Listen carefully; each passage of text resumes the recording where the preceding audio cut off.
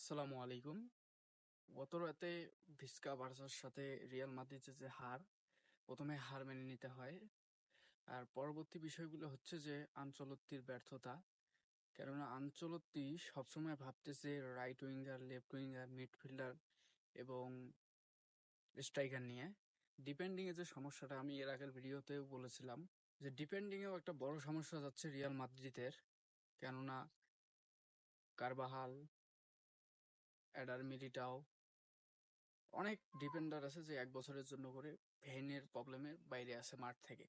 তো এইখানে লোন দিয়ে হলেও আনচলত্তি দুইটি একটি ডিপেন্ডার আনা উচিত ছিল। বর্তমানে যারা ডিপেন্ডিং এ আছে, রুডিগার ছিল সেই কারবাহাল, সেই এডার মিলিটাও তাদের সাথে খেলোয়াড়।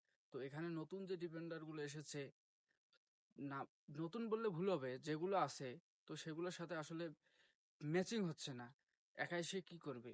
দেখা গেল যে মিডফিল্ডার থেকে অনেক প্লেয়ার ডিমোশন হয়ে ডিফেন্সিং খেলতেছে, যেমন চুয়ামেনি খেলতেছে অথবা ফ্যাডে ভালভার্দে খেলতেছে, অনেক প্লেয়ার খেলতেছে। তো এভাবে তো আর হচ্ছে না। দেখা গেল যে গত রাতে যে ফাইনাল ম্যাচটি হলো, এটাই আসলে সব থেকে বড় যে শূন্যতাটা আমরা ফিল করছি সেটা হচ্ছে যে ডিপেন্ডিং। তো ডিপেন্ডিং যদি না থাকে, যদি ডিপেন্ডিং ঠিক না থাকে, আসলে হয় না। ফুটবল খেলা আসলে ডিপেন্ডিং ছাড়া ওভাবে হয় না। তাই ডিপেন্ডিং এ একটু নজর দেওয়া উচিত। কেননা ডিপেন্ডিং যদি না থাকে আসলে খুবই এটা হতাশজনক একটা বিষয়। 5-2 গোল হারা মানে কি? একটা ম্যাচের মধ্যে 5টি গোল খুবই আসলে লজ্জাজনক। আর অন্যদিকের কথা হচ্ছে যে আসলে গত রাতে ভিস্কা বার্সা খুবই ভালো খেলেছে। লামিন ইয়ামাল বলেন, আবার হচ্ছে যে লেভানদস্কি বলেন, আবার হচ্ছে যে যাদের মানে অল এভরিথিং সবাই খুবই ভালো খেলেছে। এই সব থেকে বেশি যদি বলতেই হয় তাহলে বলতে হবে যে রাফিনহা। রাফিনহা গত রাতে ফাটিয়ে খেলেছে।